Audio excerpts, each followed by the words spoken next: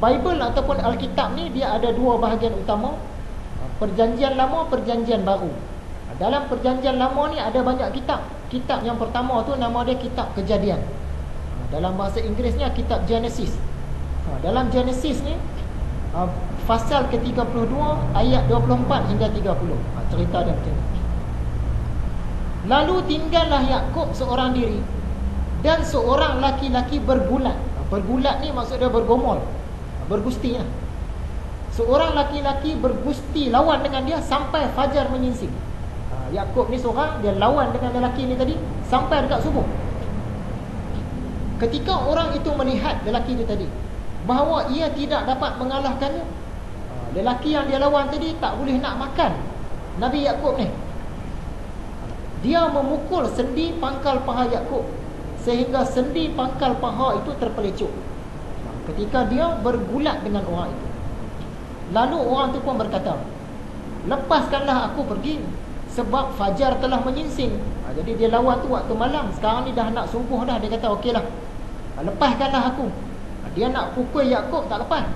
Jadi dia kata lepaskanlah aku sebab dah nak subuh dah. Sahut Yakub, aku tidak akan membiarkan engkau pergi jika engkau tidak memberkati aku. Bertanya orang itu kepadanya, siapa nama kamu? Sahutnya Yakub. Lalu kata orang itu, nama kamu tidak akan disebutkan lagi Yakub. Start hari ini nama kamu bukan Yakub lagi, tapi Israel. Ini salah satu punca kenapa Nabi Yakub tu ditukar nama jadi Israel, gelaran dia. Sebab engkau telah bergumul, telah berlawan, melawan Allah dan manusia. Maksud laki-laki yang dia lawan tu tadi, manusia pun manusia, Allah pun Allah. Dan engkau menang. Mulai hari ini Yakub, nama kamu Israel. Bukan lagi guna nama Yakub, guna nama Israel.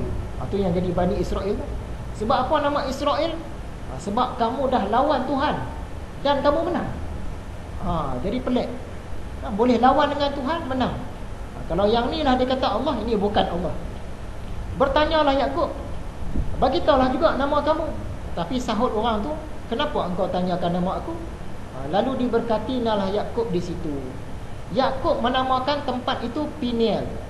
Sebab katanya, kenapa tempat tu Nabi Yakub kata Peniel? Aku telah melihat Allah berhadapan muka. Dah tengok muka dengan muka, tetapi nyawa aku tertolong. Dia kata dekat situ, dia lawan tadi tu, dia menang tu, yang tu dah Allah. Jadi bila kita kaji, tengok tak sama pun kan? Allah dia mana boleh kalah? Tiba-tiba ni lawan kalah. Jadi tak kena. Kitab Genesis pasal 32 ayat 24 hingga 30. Yang kelima, Allah tak berfikir. Kerana sifat berfikir itu satu kelemahan. Jadi Allah ni dia daripada azali dia tahu dah semua benda. Kalau dia fikir lepas ni nak ambil mi, nak rebus, dia fikir. Kalau fikir tu bukan, itu bukan Allah. Makhluk dia berfikir. Allah dia tak berfikir. Dia tahu semua siap-siap sejak azali, tak payah fikir-fikir lah. Yang keenam, Allah tak boleh digambarkan. Kalau boleh digambarkan hijau, biru, ada kepala, ada belalai ke, ada rupa, tu bukan dia. Yang ketujuh, Allah tak ada keluarga, anak, isteri, tak ada. Allah tidak berjantina, lelaki bukan, perempuan bukan. Allah tak terpengaruh dengan tempat, ruang, masa, posisi, semua tu lah. Allah tak alami apa-apa perubahan. Sebelum dia ciptakan makhluk, zat dia macam tu lah. Selepas dia ciptakan makhluk, zat dia macam tu juga. Sampai bila-bila pun zat dia macam tu juga. Langsung tak berubah walaupun sedikit. Apa sahaja yang berubah walaupun sedikit, itu makhluk. Kemudian Allah dengan makhluk ni tidak bersentuh, tidak bercerai. Yang ke-12, Allah tidak boleh diperintah dan tidak menerima perintah. Jadi kita tak boleh nak suruh-suruh Allah ni buat apa. Kita cuma boleh doa, mohon, minta dia buat. Nak suruh-suruh tak boleh. Dan malam ini kita sambung pula fadilat kalimah la ilaha illallah dalam zikir harian ni untuk hari Sabtu 1000 kali. Apa kelebihannya? Dah tahu kelebihan baru kita rasa gairah nak buat.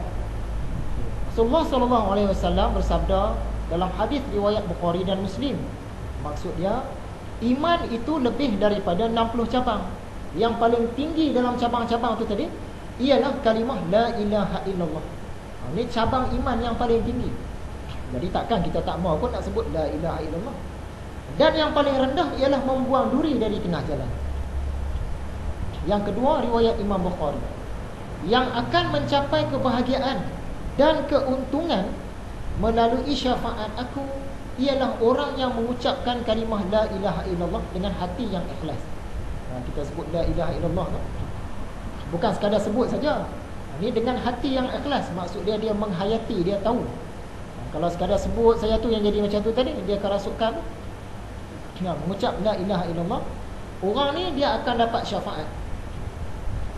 Hadis riwayat Imam Ibnu Majah, zikir yang paling mulia ialah la ilaha illallah, dan doa yang paling baik ialah alhamdulillah. Dalam banyak-banyak zikir, yang paling mulia la ilaha illallah. Hadis riwayat Imam Ahmad, anak-anak kunci syurga ialah mengakui kalimah la ilaha illallah. Kita tengok tadi, banyaklah kelebihan ni. Yang pertama tadi, cabang iman yang paling utama.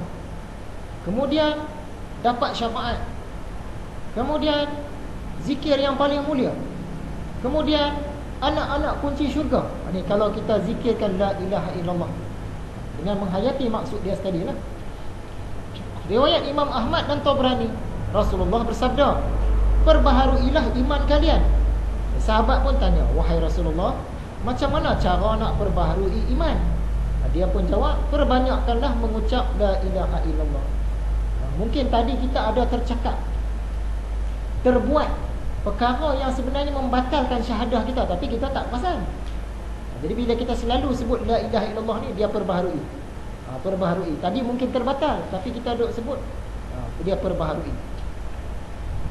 Seterusnya, hadis-hadis yang mungkinlah tak berapa kuat, tapi maksud dia masih bawa tema yang sama, iaitu la ilaha illallah ni bagus. Jadi kita sebutkanlah. Hadis riwayat Imam Tabrani, barang siapa mengucapkan la ilaha illallah dengan ikhlas, dia akan dimasukkan ke dalam syurga. Hadis riwayat Al-Hakim, aku mengetahui satu kalimah yang tidaklah seorang hamba pun yang mengucapkannya dan membenarkannya dengan hati, kemudian dia mati dengannya, melainkan haramlah ke atasnya neraka Jahannam. Kalimah itu la ilaha illallah. Jadi banyaklah kelebihan la ilaha illallah ni. Ini yang sempat kita kumpul saja. Ada lagi yang tak sempat kita kumpul. Jadi rasanya tak ada masalah lah. Kalau hari Sabtu tu kita nak zikir la ilaha illallah 1000 kali, mudah saja. Nak hari mana-mana pun boleh. Itu jalan Al-Ghazaliyah. Kita jalan yang lain pun tak apa. Jalan yang lain pun betul juga. Jadi mudah. Bila kita tahu kelebihan-kelebihan ni, kita mau rasa semangat nak buat lah. Nak la ilaha illallah. Dari semasa ke semasa kita cerita lagi cara-cara dia.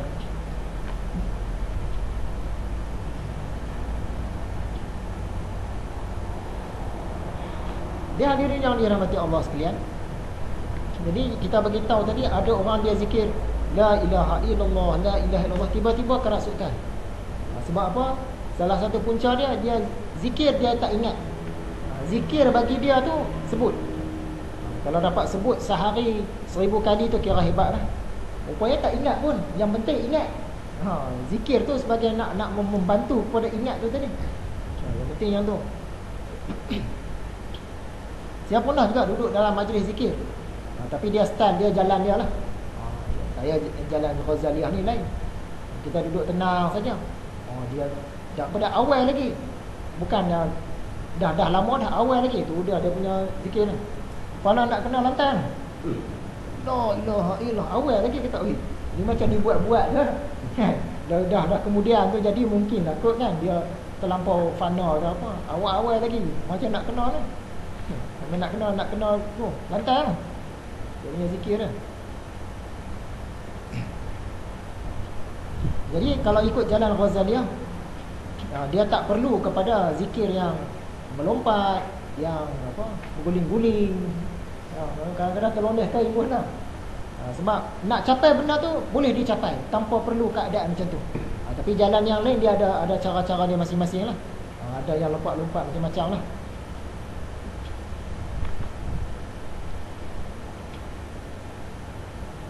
Kemudian kita nak sambung. Rukun pertama, perkara ketiga. Ini bukan perkara kedua tu, perkara ketiga. Sebelum ni kita dah belajar Allah wujud, wajib wujud, hujah-hujah dia. Kemudian yang kedua, Allah qadim, wajib qadim. Asal-asal memang dia dah ada dah. Wajib. Wujud pun wajib, qadim pun wajib.